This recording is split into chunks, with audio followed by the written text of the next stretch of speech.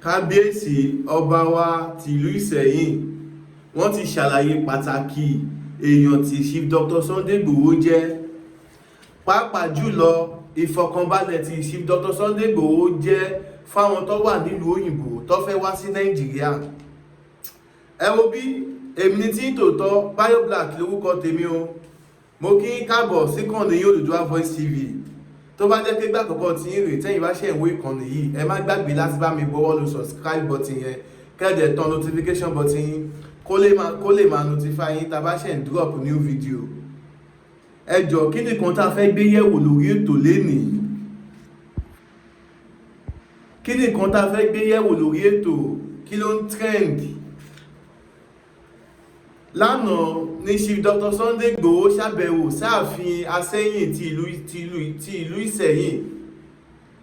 Ẹ wo bí àwọn èèyàn ogunlọ́gọ̀ èèyàn káàkiri orígun mẹ́rẹ̀ẹ̀rin àgbáyé, àwọn tó dé láti ìlú òyìnbó, àwọn tí wọ́n dé láti Áfíríkà, àwọn tí wọ́n dé láti stéètì kan sí stéètì kan, láti ilẹ̀ Haúsá ni, láti ilẹ̀ Ìgbò, láti gbogbo ẹ̀ làwọn èèyàn ti péjú pésẹ̀ sí Ilu Iseyin lánàá.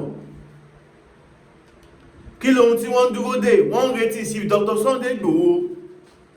Ẹ wo bí ẹyẹ èèyàn mi, ìgbà tí Chief Dr. Sunday Igboho wá dé, ibi tí mò ń lọ gangan leléyìí, ẹ̀yin ọmọ Yorùbá. Ẹ wo bí kábíyèsí ọba wa Aseyin ti Ilu Iseyin, ó wá sọ̀rọ̀ yẹn. Ẹ wò ó ní fídíò yẹn wà káàkiri gbogbo social media, but because of copyright issue ni mi ò ṣe láǹfààní àti lo fídíò yẹn. Àmọ́ kábíyèsí said, and I will quote, kábíyèsí sọ wípé ìgbà táwọn wà ní ìlú òyìnbó, èpè táìmù gbà yẹn àwọn òtí ẹ̀ tí mọ̀ páwọn máa ti ẹ̀jọba rárá, wípé àwọn òtí ẹ̀ tí mọ̀ kan bá máa tètè kàwọn bìkọ́ ṣáwọn fẹ́ gokú sọ́ba tó wà lórí àlèfà ni. Ibẹ̀ ni mo ti ń wò wípé kábíyèsí ọba Ilu Iseyin yìí, kádépẹ́ lórí o, kábíyèsí o, ayédèrò gbọ̀ngàn tí wọ́n gbé yìí, ayédèrò nìyí o. Definitely ọba tó ní human feelings, òun ni kábíyèsí ọba Ilu Iseyin. Ẹ wo bí kábíyèsí ọba Ilu Iseyin, ọba wa Sefiu Olawale Oyebola, kábíyèsí bàbá wa nígbà táwọn wà ní ìlú òyìnbó, táwọn ti ẹ̀ tí ìlàlà páwọn ti ẹ̀fẹ̀ ìjọba rárá, ṣebí tẹ́bà gbàgbé yẹn ọmọ Yorùbá, ó ní bàbá kan òkú èmi ò jẹ. Ẹ̀ṣẹ̀ ládẹ̀ ní kéèyàn rúkú sọ́ba. Ọba ò kì í ṣe nǹkan téèyàn lè rúkú sí. Ẹni bá rúkú sọ́ba owó àgbé. Kábíyèsí wa ní ìgbà tí Chief Dr. Sunday Igboho bẹ̀rẹ̀ lórí akitiyan wọn ní ilẹ̀ Yorùbá, lórí bí wọ́n ṣe ń ran àwọn ètò àwọn ẹ̀ṣọ́ elétò ààbò lọ́wọ́, àwọn ọlọ́pàá, àwọn civil defense, àwọn sójà, àwọn àmọ̀tẹ́kùn, lórí bí Chief Dr. Sunday Igboho ṣe ń ràn wọ́n lọ́wọ́ láti bá wọn gbógun ti ìwà ìbàjẹ́ láàrin àwọn Fúlàní darandaran, láàrin àwọn ajínigbé, bí wọ́n ṣe wọ inú igbó kiri gbogbo bí táwọn Fúlàní tí wọ́n ń jẹ́ ọmọ Yorùbá gbé wà, tí wọ́n ń gba ransom, gbogbo activities. Ṣé má gbàgbé activities ló jẹ́ kí gbogbo ọmọ Yorùbá kí wọ́n nífẹ̀ẹ́ olóyè Aládìsádé ẹmọ Ìgbòho ṣá o. Ẹ má jẹ́ ká tanra wa. Activities. Ṣé rí Chief Dr. Sunday Igboho tẹ́ ẹ̀ wò yìí, ṣé rí bàbá tẹ́ ẹ̀ wò yìí, àwọn èèyàn kò dédé láìkí wọn lásán o. Activities làwọn èèyàn fi láìkí wọn, iṣẹ́ tó ṣe. Ẹ wo bí ẹ̀yin tèmi, ayé kí n dọ́dọ̀ Prophet Ṣólóyè Táíwò, bàbá orí òkè àṣẹ àti agbára, tí n bá padà dé màá wá gbé yín débẹ̀, màá tún sọ ohun tó yẹ kẹ́ ẹ mọ̀ nípa olóyè Aládìsádé ẹmọ Ìgbòho ṣá, tẹ́ máa fi mọ̀ wípé ṣé ìfẹ́ inú Chief Dr. Sunday Igboho ni Sunday Igboho ń ṣe. Èmi ni tí tòótọ́ mò ń padà bọ̀. Arán mi sí gbogbo ẹ̀yin abiyamọ tẹ́ ń láǹfààní tẹ̀sí ń gbọ́ mi ní àkókò yìí. Mo sọ pẹ̀lú àṣẹ Olódùmarè, gbogbo agbára tó lòun fòkò ọmọ ká ọmọlé lórúkọ Jésù, iná Ọlọ́run kò jó wọn dànù. Gbogbo alágbára tó lòun fọmọ rẹ jẹun níyà, gbogbo alágbára tó lòun gbẹ̀san lára ọmọ rẹ, lórúkọ Bàbá tọmọ tẹ̀mí mímọ́ o, agbára Ọlọ́run kò ṣe ìdájọ́ wọn. Nínú ìwé Ọba Kẹ́ni orí 3 ó ní mo wò ó fín ikú ọmọ kì í ṣe tèmi. Gbogbo ẹ̀yin abiyamọ tẹ́lẹ̀ ṣàmì tẹ́lẹ̀ ṣí àdúrà yìí lórúkọ Jésù, ẹ̀ ní rí kú ọmọ, wọn ò ní dókòó ọmọ ká wọn ní ẹgbọ́n mi sà Olúwa rán mi láti gbàdúrà fún àwọn abiyamọ àti gbogbo ẹni tó nílò àdúrà. Ẹ̀rọ ìbánisọ̀rọ̀ tí wàá fi pè mí rè o 070 25 47 54 27 070 25 47 54 27. Ẹ jẹ́ ká jọ gbàdúrà gbogbo tó ń kẹ́ máa là kọjá lórúkọ Jésù ẹ máa rí ìyanu ògo Ọlọ́run máa farahàn ìyanu máa ṣẹlẹ̀ Jésù Olúwa wa àmín. Ẹ káàbọ̀ padà ẹ̀yin èèyàn mi o. Ọ̀rọ̀ lẹ ti gbọ́ látẹnu prophet Ṣólóyè Táíwò bàbá orí òkè àṣẹ àti agbára fún ẹ̀yin tí ẹ bá nígbàgbọ́ nínú àdúrà pé kò sí ohun tí Olúwa ò lè ṣe torí pé kí ni orí ọ̀fẹ́ ìgbàlà Jésù òun náà ni prophet Ṣólóyè Táíwò ni wọ́n ń polówó. Ìgbàlà ọ̀fẹ́ la mú wá o wàá gba ìgbàlà ọ̀fẹ́ o. So ẹ̀yin ẹ pè nọ́mbà prophet Ṣólóyè Táíwò. Ẹ̀yin tèmi ẹ káàbọ̀ padà. Ṣé rí lára àwọn attributes tí kábíyèsí ọba wa Sefiu Olawale Oyebola kábíyèsí bàbá wa Sẹ́yìn ti Ilu Iseyin tí wọ́n sọ nípa olóyè Sunday Igboho ṣá. Ṣé mọ̀ ọ̀rọ̀ yẹn mo fẹ́ kí gbogbo ọmọ Yorùbá kẹ́yẹ ká wo ọ̀rọ̀ yẹn because ìlú òyìnbó ni kábíyèsí wà tẹ́lẹ̀ kí wọ́n tó jọba.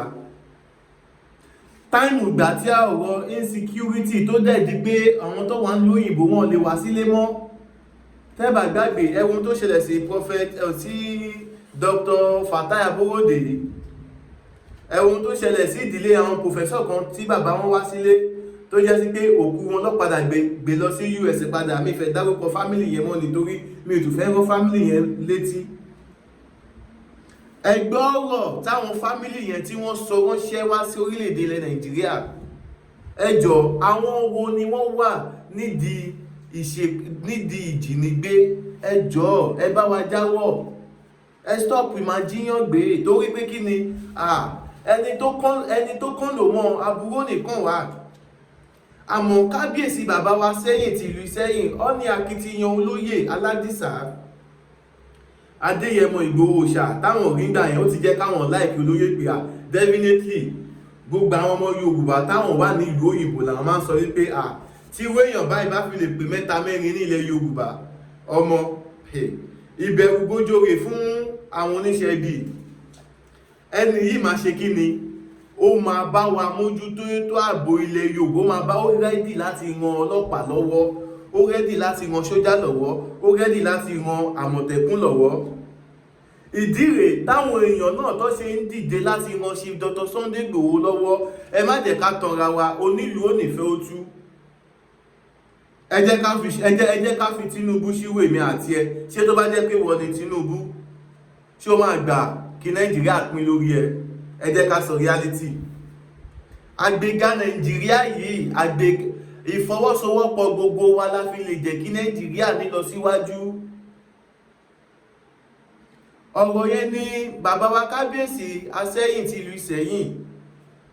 Ìdí rèé tó ṣe ń dúpẹ́ lọ́wọ́ Chief Dr. Sunday Igboho pé àwọn èèyàn Chief Dr. Sunday Igboho gbọ́ ni bóyá nítorí ọ̀rọ̀ YorubaNation tó tún wọ̀ lọ́ṣẹ̀ wò pé ìwọ fẹ́ pìlù mọ́ wa lórí. Ẹ má gbàgbé onílùú ò ní fi ó tú. Àwọn tó ń benefit nínú wọn Nàìjíríà wọn ò ní gbà kí Nàìjíríà pín o torí according to nǹkan táwọn èèyàn kan sọ experience ohun tí wọ́n sọ ọ́nà yẹn kíní kan lápò ẹ ti mọ̀ ọ̀rọ̀ tí wọ́n nìyẹn. Ehun táwọn ṣe olóyè Adéyẹmọ Ìgbòho ṣá náà dẹ́ rí àtàwọn bàbá wa Professor Banji Akíntóyè àwọn ẹgbẹ́ lóríṣiríṣi àwọn YSDF àwọn oríṣiríṣi ẹgbẹ́ tó dúró lórí ìṣọ̀kan àtòmìnira ilẹ̀ Yorùbá. Èkó táwọn ẹgbẹ́ yìí náà ń béèrè fún ẹ̀tọ́ gbogbo ọmọ Yorùbá ní àmọ̀tẹ́nu wo bá kò yóò fìyà jẹyàn o. Ẹ wo bí kánísì Dr. Sunday Igboho ti lọ di ọkùnrin ní tí ó ti lọ strong. Ìṣẹ̀lẹ̀ tó ṣẹlẹ̀ sí Chief Dr. Sunday Igboho yìí ṣé kò tó nǹkan tó mẹ́mí èèyàn lọ ni? Ẹ wo iye àwọn 12 ṣé ti gbàgbé ni ìwé ìròyìn gbé náà. Ẹ wo iye àwọn táwọn DSS tí wọ́n kó nínú ilé olóyè Adéyẹmọ Ìgbòho ṣá. According to Chief Dr. Sunday Igboho wọ́n ní wọ́n probe àwọn ni wípé because tẹ́ bá rántí nǹkan tí ròyìn sọ nígbà yẹn ìròyìn gbé nígbà yẹn wípé wọ́n rí àwọn nǹkan ìjagun olóró nínú ilé olóyè Aládìsá Adéyẹmọ Ìgbòho ṣá tó lóyè dẹ́ni àwọn oníkan tó jọ bẹ́ẹ̀. Ìgbà yẹn ni olóyè fi tú àṣírí wípé olóńgbò tí wọ́n yin ìbọn fún, wọ́n ní olóńgbò táwọn ọlọ́pàá tí àwọn tó wá sílé àwọn tí wọ́n yin ìbọn fún, wọ́n ní ọ̀rẹ́ àwọn kan làwọn sọ fún pé olóńgbò yẹn lágbára àwọn tẹ́bà gbàgbé wípé ọ̀rẹ́ àwọn yẹn ni ó wá lọ gbà bọ̀dé ló lọ gbẹ̀yìn bẹ́bọ jẹ́ wípé ìkan báyìí lágbára ẹ̀ tẹ́ bá ti polóńgbò yẹn agbára ẹ̀ tán. Ìdí rèé tó ṣe yìnbọn pa kan, ìtọ́rí páwọn ò lè dàgbé, tọ́rí pólíṣì àwọn léṣe ọyìnbọn pààyẹ, ìtọ́rí páwọn lè mú ọgbẹ ọláwọn ti gbágbára olóyè Aládìsá Adéyẹmọ Ìgbòho ṣá. ẹjọ́ ṣólóńgbò lágbára tí Chief Dr. Sunday Igboho gbójúlé? No, ṣe rí inú kan tẹ́ ìwó yìí. My dear people, my dear brothers and sisters, gbogbo ẹyọ ọmọ Yorùbá, mo kí yín káàbọ̀ sí kan Oduduwa Voice TV. Tó bá jẹ́ pé gbà àkọ́kọ́ tí ìrètí ẹ̀yìn ṣe wò mí, ẹ má gbàgbé láti bá mi buwọ́lù subscribe, kẹ́dẹ̀ bá mi share program yìí, ẹ bá mi share show yìí, ẹ bá mi share, ẹ jẹ́ ká là ọmọ Yorùbá, ẹ jẹ́ ká lára wa ní ojú inú. Kí ló dé tá máa ṣe sọ wípé àní ṣe òṣèlú? Ẹjọ́ kí ló dé tó máa ṣe sọ wípé o lè gbárùkù ti olóṣèlú? ṣé tó bá nífẹ̀ẹ́ ìlọsíwájú ìlú ẹ dandan ni kó o ṣèlú? Èmi ò wà polówó ẹgbẹ́ òṣèlú. This is not about political party, but this is about báwo ni ilẹ̀ Yorùbá ṣe fẹ́ dá. Ẹ wo bí ẹ̀yin tèmi, mo ń padà bọ̀, ẹ̀yẹ́ kí n dọ́dọ̀ Prophet Ṣólóyè Táíwò, bàbá orí òkè àṣẹ àti agbára tí má padà dé, àwa tẹ̀síwájú lóní sàn-án. Ara mi sí gbogbo ẹ̀yin abiyamọ tẹ̀ ń láǹfààní tẹ̀ sí ń gbọ́ mi ní àkókò yìí. Mo sọ pẹ̀lú àṣẹ Olódùmarè. Gbogbo agbára tó lòun fòkò ọmọ ká ọmọlé lórúkọ Jésù, iná Ọlọ́run kò jó wọn dànù. Gbogbo alágbára tó lòun fọmọ rẹ jẹun níyà. Gbogbo alágbára tó lòun gbẹ̀san lára ọmọ rẹ lórúkọ Bàbá tọmọ tẹ̀mí mímọ́ o. Agbára Ọlọ́run kò ṣe ìdájọ́ wọn. Nínú ìwé Ọba Kẹ́nẹ́ orí 3, ó ní mo wò ó fín ikú ọmọ kì í ṣe tèmi. Gbogbo ẹ̀yin abiyamọ tẹ́lẹ̀ ṣàmì tẹ́lẹ̀ ṣí àdúrà yìí lórúkọ Jésù, ẹ̀ ní rí kú ọmọ. Mo ò ní gbókù ọmọ ká àwọn ní. Ẹ gbọ́ mi sà, Olúwa rán mi láti gbàdúrà fún àwọn abiyamọ àti gbogbo ẹni tó nílò àdúrà. Ẹ̀rọ ìbánisọ̀rọ̀ tí wàá fi pè mí rè o 070 25 47 54 27 070 25 47 54 27. Ẹ jẹ́ ká jọ gbàdúrà. Gbogbo tó ń kẹ́ máa là kọjá lórúkọ Jésù, ẹ máa rí ìyanu. Ògo Ọlọ́run máa farahàn, ìyanu máa ṣẹlẹ̀. Jésù Olúwa wa, àmín. Ẹ káàbọ̀ padà ẹ̀yin èèyàn mi. Ọ̀rọ̀ náà ni ẹ ti gbọ́ lẹ́nu Prophet Ṣólóyè Táíwò. So gẹ́gẹ́ bí ọ̀rọ̀ tá ń bá bọ̀, Bayo Black lórúkọ tèmi lẹ́ẹ̀kan sí fáfàní ẹ̀yin tó bá jẹ́ pé ẹ̀ṣẹ̀ wò mí fún ìgbà àkọ́kọ́. Ẹ má gbàgbé pé ètò yìí ètò wa kí ló ń trend lórí ìkànnì Oduduwa Voice TV. Àǹfààní ṣí sílẹ̀ fún ìpolówó ọjà yín àti ìkéde. Kí ni ohun tẹ́ ń tà, kí ni ohun tí ẹ fẹ́ polówó? Ẹ bá wa dòwò pọ̀, ajé á ṣe kí ni, ajé dẹ̀ máa ṣe kí ni, ajé máa bu ìgbàjẹ. Ẹ̀yin náà ẹ ṣe ìrànlọ́wọ́ fún ètò wa. Ẹ̀yin tẹ́ bá lè assist wa, tẹ́ lè sponsor wa, a ní ìdí kámẹ́rà, àṣẹrí skit journalism, afẹ́ kó bẹ̀rẹ̀. Ṣẹ́rí Oduduwa Voice TV, àwa dúró lórí àṣà àti ìṣe ilẹ̀ Yorùbá, òun la fẹ́ máa gbé lárugẹ. Ẹ dẹ̀ mọ̀ pé kíní yìí àwọn ò lè dá ṣe. Information ti yín, kí ni nǹkan tẹ́yìn ní tẹ́ mọ̀ pé ó lè ṣe ilẹ̀ Yorùbá láǹfààní, kí ni nǹkan tẹ́yìn ní tẹ́ mọ̀ pé ó lè gbé ilẹ̀ Yorùbá ga, ẹ pè wá, a máa ká sílẹ̀, á tún jàǹfààní fún everybody. Ẹ̀yin náà máa tún ṣe kí ni, ẹ̀yin náà máa tún di ìlú mọ̀ọ́ká, ẹ máa tún di gbajúmọ̀. Irú iṣẹ́ wo lẹ̀yin ṣe tó jẹ́ iṣẹ́ ìbílẹ̀, tó jẹ́ iṣẹ́ àṣà, ìkíni company wo lẹ̀yin ní tẹ́ fẹ́ polówó? Ẹ bá wa dòwò pọ̀ lénìí, ajé dẹ̀ máa ṣe kí ni, ajé máa bùgbàjẹ́. Títí Chief Dr. Sunday Igboho ló dé tá à ń sọ lénìí. Ṣé bí nǹkan tí Chief Dr. Sunday Igboho ṣe ní ti dáadáa? Èyí ló fà á táwọn èèyàn fi dìde pé àkí ló fà á tí ìjọba fi gbẹ́sẹ̀ lé àkáǹtì olóyè Aládìsá Adéyẹmọ Ìgbòho ṣá, àti pé kí nìkan tó bí wanted yẹn gan nínú orúkọ olóyè Aládìsá Adéyẹmọ Ìgbòho ṣá. Ẹ̀sùn tó dẹ̀ fi kan Chief Dr. Sunday Igboho, ẹ má jẹ́ kí n tàn yín, èèyàn kan ò lè bájọba jà o, èèyàn kan ṣoṣo kò lè bájọba jà o, kódà ọ̀pọ̀ èèyàn gan ò tún lè bájọba jà. Ihun tó gbọgbọ́n ni Chief Dr. Sunday Igboho ẹjọ́ ní agbára Ọlọ́run ọba Elédùmarè. Ọlọ́run máa bá wa kó sí bàbá wa Aṣíwájú Bọ́lá Ahmed Tinubu nú. Ọlọ́run máa kó sí Senate President orílẹ̀-èdè ilẹ̀ Nàìjíríà nínú.